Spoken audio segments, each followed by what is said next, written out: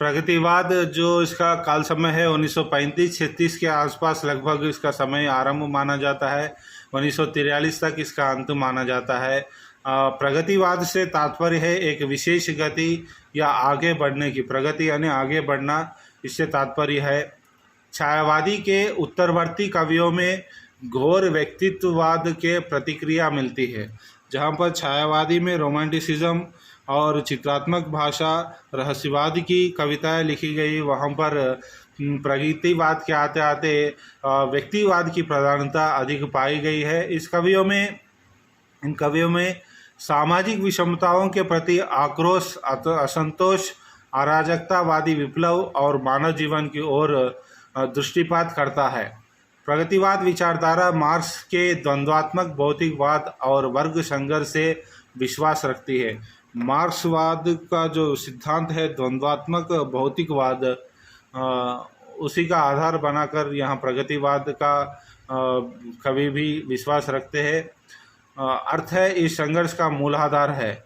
Marks ने कहा dictatorship of the proletariat, यानी सर्वहारा वर्ग का अधिनायकत्व। निम्न स्तर का व्यक्ति भी अधिनायक बनना चाहिए। उसके अंतर्गत निम्न स्तर का व्यक्ति जो है साम्राज्यवाद का प्रतीक बनना चाहिए। ऐसा मानकर अपनी रचनाएं, अपने सिद्धांत का प्रतिपादन करने वाले मार्क्सवाद कहते हैं। राजनीति में मार्क्सवाद जो है वही साहित्य में प्रगतिवाद है। राजनीति में जो मार्क्सवाद है, साहित्य में प्रगतिवाद है। प्रश्न पूछ सकते हैं, राजनीति में जो मार्क्सवाद है वही साहित्य में क्या है? प्रगतिवाद, प्रयोगवाद, स्वच्छंदतावाद। आपको याद रखना है प्रगतिवाद को। 1935 में doctor faster progressive writers association Paris में स्थापना की। वही 1936 में भारत में सज्जाद जहीर और डॉक्टर मुल्कराज आनंद दोनों मिलकर भारत में इसकी शाखा खोली, प्रोग्रेसिव राइटर एसोसिएशन, जिसका प्रथम अधिवेशन लखनऊ में हुआ था। और इस लखनऊ का अधिवेशन प्रेमचंद द्वारा हुआ।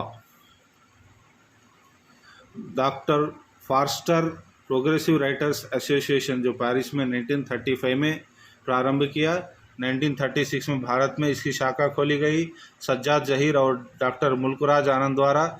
इसका प्रथम अधिवेशन 1936 में हुआ, जिसके अध्यक्ष थे प्रेमचंद, और यह अधिवेशन लखनऊ में हुई। प्रगतिवाद के आदि प्रवर्तक कार्ल मार्क्स को माना जाता है। वह विचारधारा जो सतत आगे बढ़ने में विश्वास रखते हो वही मार्क्सवाद है, वही प्रगतिवाद है।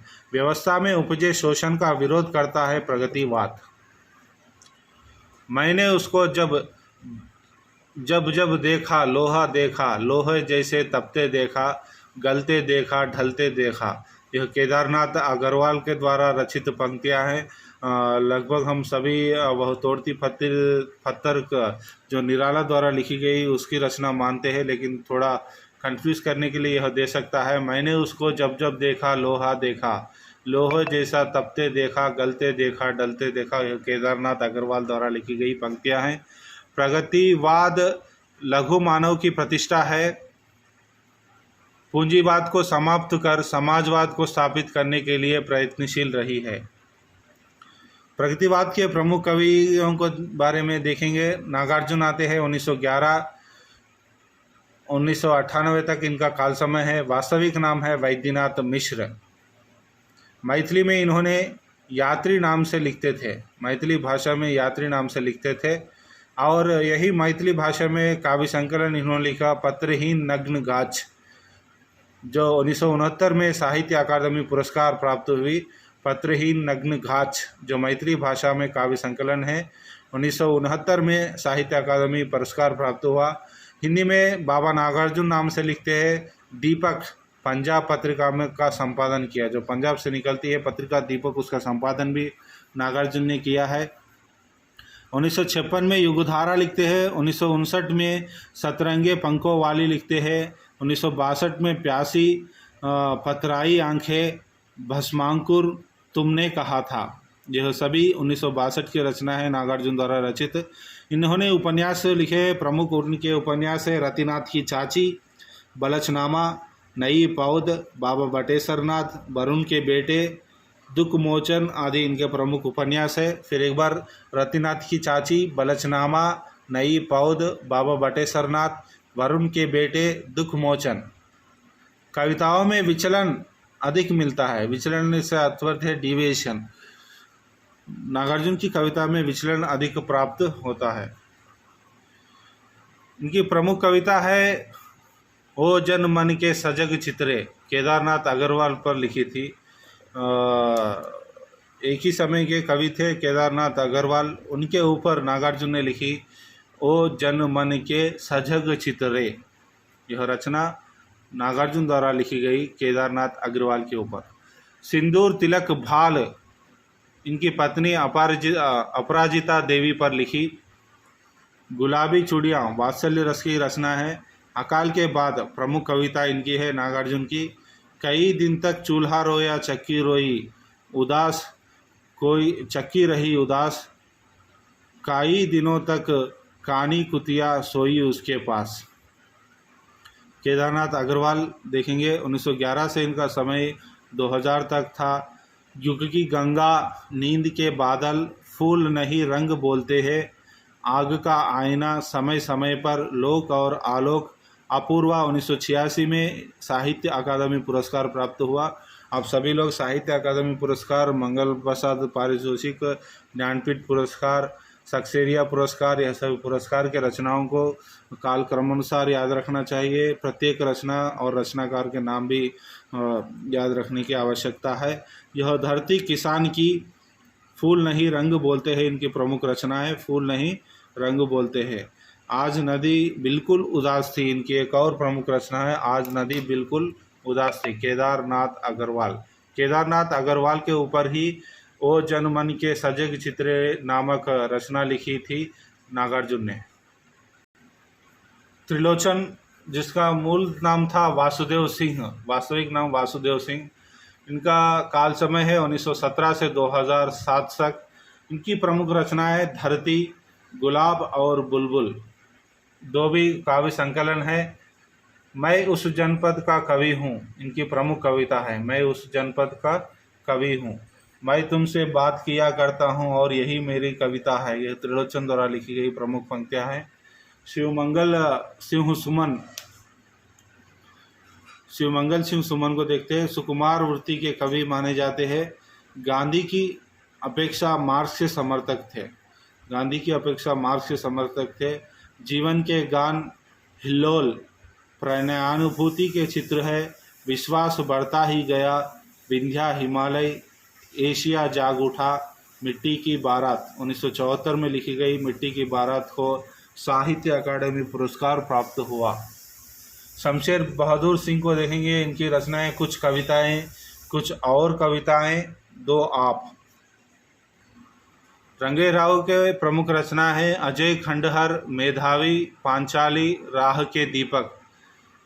प्रगतिवाद से अन्य तत्व देखेंगे। शोषक वर्ग जो है, शोषक वर्ग के अंतर्गत आते हैं पूंजीपति, मिल मालिक, उद्योगपति, जमींदार, ये सभी शोषक वर्ग के अंतर्गत आते हैं। वहीं पर शोषित वर्ग के अंतर्गत गरीब, मजदूर, किसान और श्रमिक वर्ग के लोग शोषित वर्ग के अंतर्गत आते हैं। खानों को मिलता दूध वस्त्र, भूखे बालक अकुलाते हैं, माँ की छाती से चिपक ठिठुर, जाड़े की रात बिताते हैं। दिनकर लिखी गई रचना प्रगतिवाद के संदर्भ में। बहुतोड़ती पत्थर देखा मैंने उसे इलाहाबाद के पथ पर, निराला जी की रचना है। युगवाणी में पंत ने प्रयोगवाद को युग की वाणी कहा। प्रयोगवाद को युग की वाणी कहा, युगवाणी रचना के अंतर्गत। पंत ग्राम्य रचना में प्रगतिवादी रचना है। निराला कुकुरमुत्ता, गर्म पकौड़ी, डिप्टी साहब आ गए, भिक्षुक, बनबेला, बहुतोड़ती पत्थर, विधवा, इनकी आदि प्रगतिवादी रचनाएं हैं। केदारनाथ अग्रवाल की रचनाएं रूस, जर्मन, अंग्रेजी, चेक भाषाओं में अनुवादित किए गए।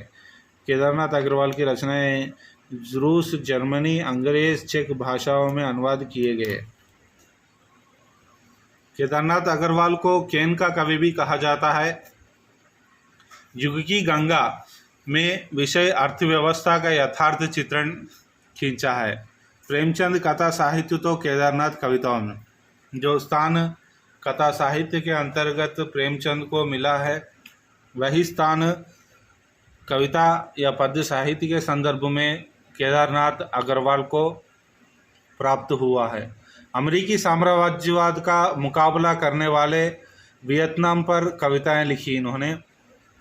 कहे केदार खरी खरी डॉलर के खतरे पर, फूल नहीं रंग बोलते हैं, सोवियत लैंड पुरस्कार इन्हें प्राप्त हुआ।